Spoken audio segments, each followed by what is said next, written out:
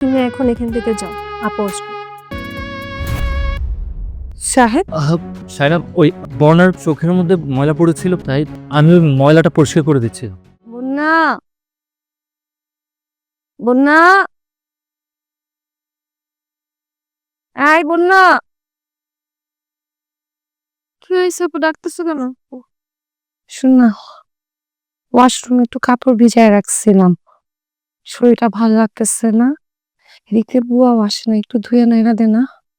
আমি পারবো না, আমার কাজ আছে। তোর আবার কিসের কাজ? কেন, আমার কাজ থাকতে পারে না? সব কাজের কথা কি আমি তোমাকে দিব? তাছাড়া আমি তো এবারে কাজের লোক না যে সব কাজ আমি একা করব।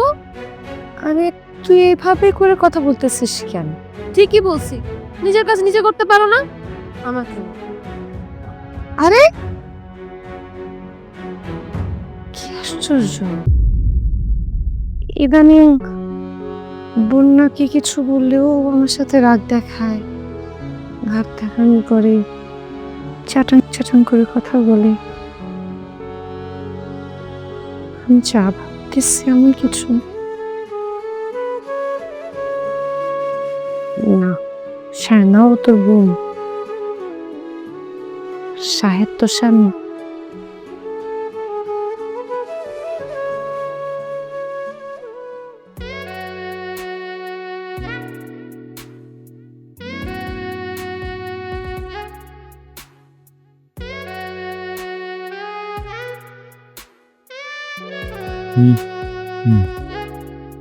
ভীষণ রকমের মিষ্টি লাগছে তোমাকে।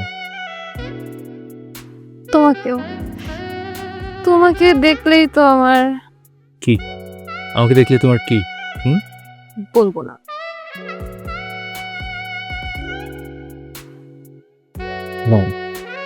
আমাকে নিছি ওইটা বলা যাবে না, কিন্তু তুমি এখন এখান থেকে যাও, আপু আসবে।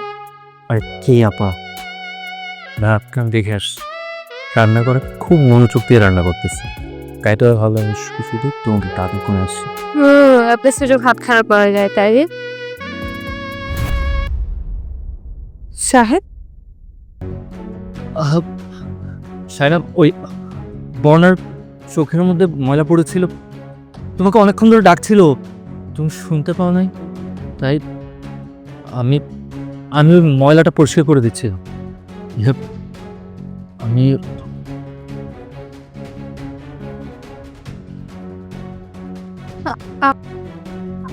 আপা, আমি রান্না করে দেখি, রান্না করে কেউ